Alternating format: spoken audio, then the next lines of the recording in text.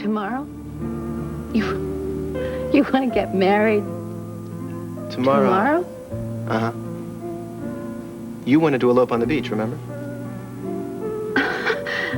Are you serious? Let me put it this way.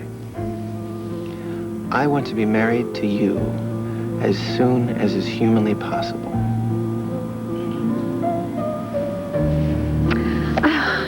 Well, I mean, a wedding, on a day's notice, it's... Yeah, come on. We got the blood test. We got the license. What's to stop us? Well, what about the guests? What about the guests? Everybody we know lives in Pine Valley. What about the invitations? Phone calls. What about the location? Here. And the caterers? Phone book. Dear, come on. Really, this is... Well, wait, all right, because there's a lot of things I know that we haven't even thought of. I mean, to have a wedding tomorrow, this is crazy. Of course it's crazy. That's the point.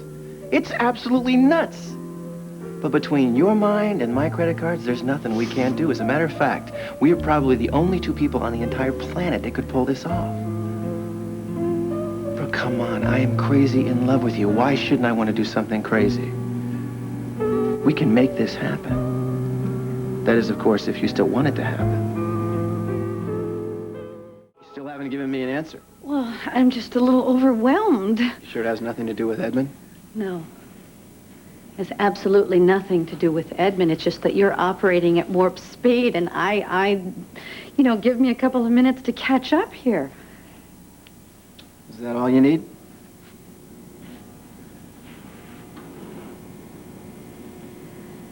Tad, I want this marriage as much as you do. When Laura died, I couldn't imagine ever being happy again. I didn't think that there could ever be any more miracles, and then you turned everything around and you gave me a miracle named Jamie. A child that I supposedly had no chance of conceiving. And I was blessed with the miracle of watching him grow. And then there was the miracle that his father came back from the dead. And now I have a chance to have the greatest miracle of all, and that is having a loving, secure family.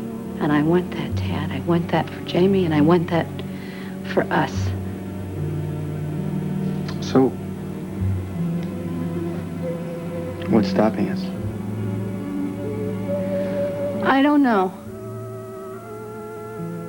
Let's do it. Yes, yes. That's the man.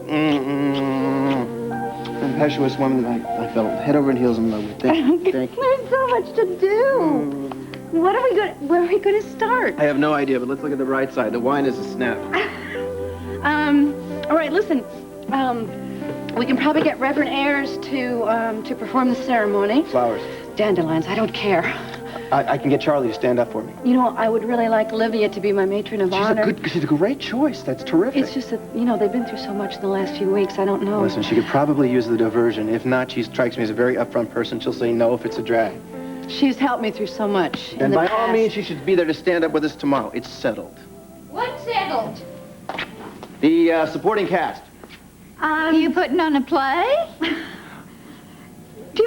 I'm just talking about Livia. I hope that she's going to be my matron of honor. Yeah, and Charlie is going to agree to be my best man. Well, isn't that nice? Yeah, it is, especially if they're going to be available tomorrow. My hair must be pulled too tight. I'd have sworn you said tomorrow. You're picking up signals just fine, Mama. We're getting hitched à demain. Oh, you're not going to, run off to one of the marriage mills, are you? Heck no, we're going to have a ceremony with all the trimmings right here. Tomorrow with all the work? That's impossible. You can't... Like I said, I think it's a wonderful idea, but you got to admit it is a little hasty. I mean, what is the rush after all? You're not. Are you? No, Opal, I'm not. Not that I would have any objections at all if you were, of course. I mean, because I have turned over a new leaf. You are looking here at a true blue tried and a true non-interfering mama. So what can I do to help? Well, no, I think we have pretty much everything under control. Oh, fiddlestick. Doves. How about a whole flock of doves? No. You just show up, that'll be enough, Mama. Oh, just show up. Mm-hmm. Man, you know, they think we women just snap our fingers and what? We magically turn into visions of gorgeousness. If I'm going to be ready by tomorrow night, boy, I'm going to have to start right this minute. I gotta spend the rest of the day just deciding on my outfit. I think I'll maybe talk to Peterkins, use him as my fashion consultant. I get it. Who knows? If we're lucky, it's a caterer working his way through college. Phoebe. I've come here to tell you, I think I've already heard enough from you this morning, but that's why I'm here. No, you don't, all right? Tad doesn't have to deal with you. He doesn't work with you, and he is not related to you. Brooke, I'm here to apologize. It's a trick. Oh, please, Tad, can't we just put our differences behind us? After all, if you and Brooke are being married... Oh, yes, we are, as a matter of fact, tomorrow. So would you like to welcome Tad into the family? Full-scale wedding by tomorrow? Romantic, isn't it? Well, it's challenging, to say the least. And surely you have something more to say. Well, no, yes, although you've given me no time to speak of, really, I would like to offer my assistance. I've, after all, planned enough weddings in my day. I know there are a million details. This morning you just told me that you weren't even going to make an appearance. Now all of a sudden you're offering your services as a consultant? What? I've learned to admit when I'm wrong. I've been giving that advice for years in my column, so I guess you can consider that you're seeing the physician healing herself. It's an incredible offer, Phoebe. Thanks, but no thanks. Please don't take it personally. She can if she wants to. No, wait a minute. We just told Opal she can't help either. I think that if you attend, Phoebe, that'd be more than enough. Brooke and I are going to handle this one on our own. Speaking of which, it's time to stop talking about things and doing them. Well, couldn't you just give yourself a few days? I mean, tomorrow's impossible. Impossible? What does that word mean? I'm not quite sure. I don't know. I believe in miracles. So do I.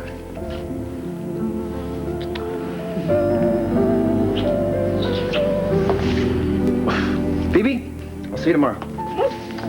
Well, I must say he's enthusiastic, to say the least. All right. I'm afraid I don't believe in this sudden goodwill. What is going on with this 180-degree turnaround? I know you. I know something is up. So what is it? I've seen the light. Seen the light as a prelude to what? Really, I know something is up. If you don't come clean with me... Someone reached me. Someone made me see this whole thing from an entirely different point of view. Someone who made enough mistakes in life to have gained some wisdom about people and love. Would you like to know who that someone is? I haven't the foggiest. Brooke, it was Edmund. Dixie, for a minute there, I thought Brooke gave my office for you again. How you doing? Same old, same old? Worse? Yeah, unbelievable as it may sound, my life has gotten worse. Would you like to know why? Of course, that's my job. Men. The men in my life are impossible. I suddenly feel very vulnerable. I don't understand a single one of them, not even my own son. Well, we are a mysterious lot. Would you please explain what's going on in your brains? In 25 words or less? Tell me why Brian would go to Tad and tell him that we're getting a divorce. That makes no sense to me. Does that make sense to you? You and Brian are getting a divorce? Yeah. What? Nothing. I'm just interpreting here. So why does Brian suddenly sprout wings and fly to Tad about it? Why this compulsion to play Cupid? It's crazy. And he is no sooner gone when Uncle Palmer shows up, begging my forgiveness, pleading for my help in getting his wife back, when just the day before, I have told him that I never want to see him or speak to him again. Maybe men and women are like AM and FM. That man has so much gall. Same airspace, different wavelengths. Wait. To top it off, then there is Tad. The man, I swear to you, Edmund, is in my face. In your face? Well, other than coming back from the dead and making Pine Valley a very cheery place to live, what has he done now? I ran into him at the hospital. You talk? He follows me to the park. You ready for this? Hit me. He tells me he thinks we should talk about the things that he feels needed to be said. Very interesting. He followed you to the park. It's unbelievable, huh? And that's actually what he said, that there were things that needed to be said? Well, what did he expect me to say? Well, I know what he wanted to say. Tad still loves you.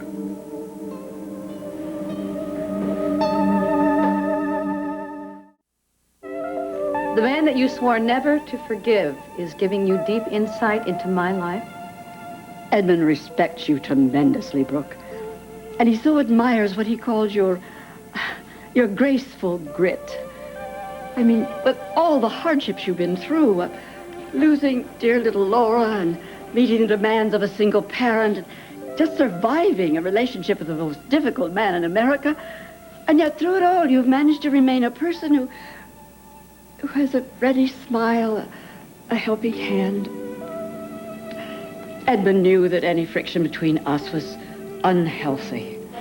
I mean, here you are, trying to put together your little family, joining father to son.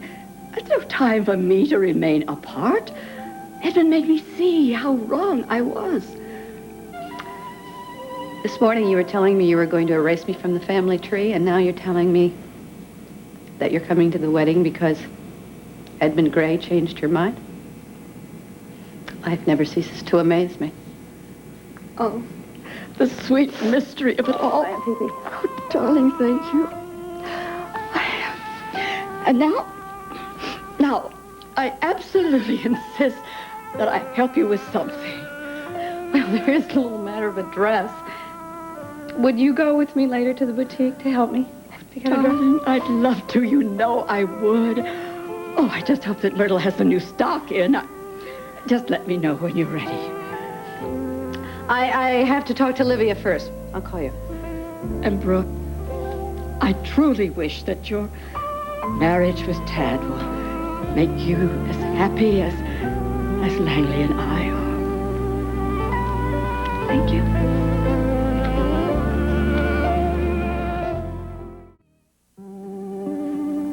You do still love Tad, don't you? Yes. Yes, I love him. Yes, I need him. Yes, yes, yes, yes. Interspecies communication. There's somebody should teach a class in that, and you guys ought to be the first to sign up for it because you just can't get your signal straight. Look, when I came back from Napa, I told him how I felt. I was completely straight with him. It didn't matter. I mean, he listened, but he still walked away. He told me he was checking out of my life. Well, things were different then. You were still with Brian. But now that you're not, Tad sees things in a whole different light. He's seeing Brooke. You really don't understand men, do you? He sees Brooke because you're seeing Brian. It's been Brian interrupt us ever since Tad's second coming. And choosing Brooke was a natural choice because of Jamie. But when Brian told Tad about the divorce, all of a sudden he said, I got my last chance right here. That's why he followed you to the park, because he wanted you to tell him, don't marry Brooke. Why did he just say that? Because he was probably afraid you'd say, I don't give a damn. So he put on his best poker face. Real cool, calm, and collected. All the while he was hoping you'd say, I'm crazy about you. And you put on your poker face. So what'd you guys do? You played emotional chicken and nobody flinched. Well, that's it. That's it. No more men with poker faces and concealed feelings. How did he expect me to understand all that? Listen, if I'm asking too much, really, just say no. I won't be hurt. I know you've been through a lot the last few weeks. I just would really like you to come to the wedding. We wouldn't miss it. Of course. Olivia, will you be my matron of honor? Well, on one condition, that you don't call me matron. It's a deal.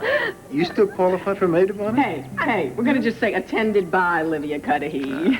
Oh, thank you. Brooke, you're going to make a beautiful June bride. Well, I hope I make a beautiful May bride because actually we're getting married tomorrow. You're serious? We are. That's great. Yeah. Tomorrow? Yeah, I know. I know it's short notice. Well, I would stand up for you right now. It's just that... well, we had a little bit of a wardrobe problem. I mean, we lost everything. Oh, Olivia. We're living on borrowed threads. Listen to me, all right? You're going to come shopping with me. Obviously, this bride needs to get a dress by tomorrow. And you know what we're going to do? We're going to start rebuilding your wardrobe. How's that? Oh, yeah, that sounds really wonderful. Okay. I have a feeling before Tad and I finish this mad dash to the altar, I'm going to need Olivia cool and calm in a real big way. Okay. Sounds a little bit like wishful thinking to me. If I get together with Tad, that leaves Brooke open and available to you. I already made my plea to Brooke, okay? She had all the facts when she made her choice. She knew that I still wanted her, and she chose Tad anyway. But you can't say that, okay? Tad's still in the dark. He doesn't know all the facts about how you really feel. So why don't you give him a break? Why don't you give him all the facts so he can make an intelligent choice? But do it soon. Otherwise, Tad and Brooke are going to make an awful big mistake. Edmund, what if I tell Tad that I want him, and he doesn't want me? Well, then you tried.